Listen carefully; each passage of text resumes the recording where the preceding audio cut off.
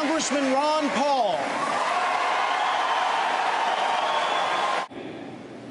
There's growing concern among Americans about the size and the scope of the federal government and its infringement upon state and individual rights. If you're elected president, how do you plan to restore the 10th Amendment, hold the federal government only to those enumerated powers in the Constitution, and allow states to govern themselves? Congressman, what's your answer for Brandy and Michael? Well, obviously it would take more than one individual, but the responsibility of the president would be to veto every single bill that violates the 10th Amendment. That would be the solution. Anything else there? You got a little time left. Well, I'll tell you what, that is the subject that is crucial because government is too big in Washington, D.C. It's run away. We have no controls of spending, taxes, regulations, no control in the Federal Reserve printing money. So if we want government, whether it's medical care or whatever, it's proper to do it at the local level as well as our schools. But there is no authority in the Constitution to do so much of what we're doing. There's no authority for them to run our schools, no authority to control our economy, and no authority to control us as individuals on what we do with our personal lives. I've taught in both public and private schools, and now as a substitute teacher. I see administrators more focused on satisfying federal mandates, retaining funding, and trying not to get sued, while the teachers are jumping through hoops, trying to serve up a one-size-fits-all education for their students. What, as president, would you seriously do about what I consider a massive overreach of big government into the classroom? Congressman Paul. If you care about your children, you'll get the federal government out of the business of educating our kids. In 1980, when the Republican Party ran, part of the platform was to get rid of the Department of Education. By the year 2000, it was eliminated, and we fed on to it. Then we, as Republicans, added No Child Left Behind. So the first thing a president should do is the goal should be set to get the government out completely, but don't enforce this law of No Child Left Behind. It's not going to do any good, and nobody likes it. And there's no value to it. The teachers don't like it, and the students don't like it. But there are other things that the federal government can do, and that is give tax credits for the people who will opt out. We ought to have a right to opt out of the public system if you want.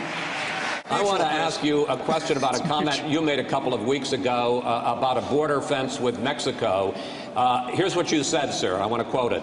There's capital controls and there's people control. So every time you think of a fence keeping all those bad people out, think about those fences maybe being used against us, keeping us in. Question, Congressman.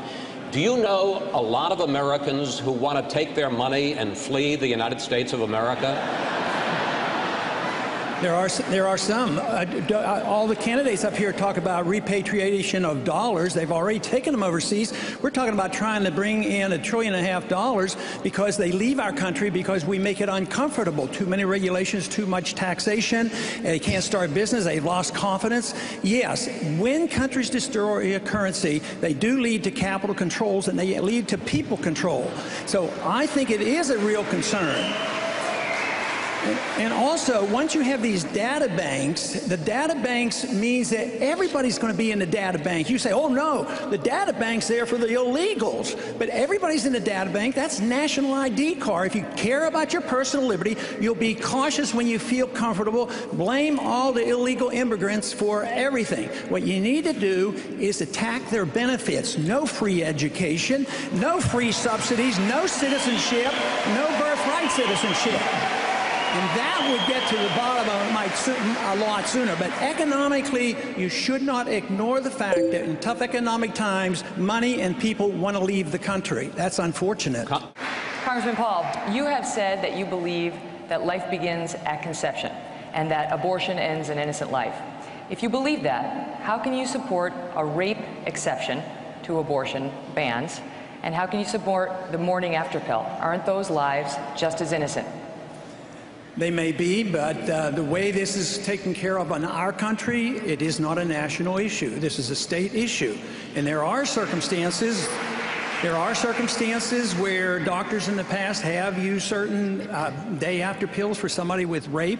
And quite frankly, if somebody is treated, you don't even know if a person is pregnant. You don't even know if there's a disease. But if it's 24 hours after rape, I don't know how you're going to police it.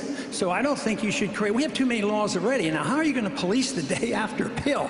It doesn't make any sense to me in a practical matter. So I would say that nobody can outdo me on respect for life. I've spent a lifetime dealing with life, but I still think there is a time where the law doesn't solve the problems. Only the moral character of the people will eventually solve this problem, not the law.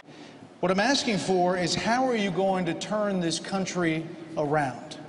We'll go down the row. 30 seconds each. Government destroys jobs, the market creates jobs. So the government isn't going to be expected to create the jobs. They have to change the environment. But you can't do that unless you understand where the depression, recessions come from. And you can't understand that unless you know where the bubbles come from. I've been arguing this case for 20 years and warning about bubbles and housing bubbles and NASDAQ bubbles, and a lot of other economists have been doing the same thing. And until we understand that, you can't solve the problem. You have to deal with the Federal Reserve System. You have to deal with free markets, and you have to deal with the tax program and the regulatory system. Then you can get your jobs, because the people will create the jobs, not the government. Again, if you had to choose a running mate, one of the people on the stage with you, who would you choose and why? 30 seconds down the row. Congressman Paul, heard away.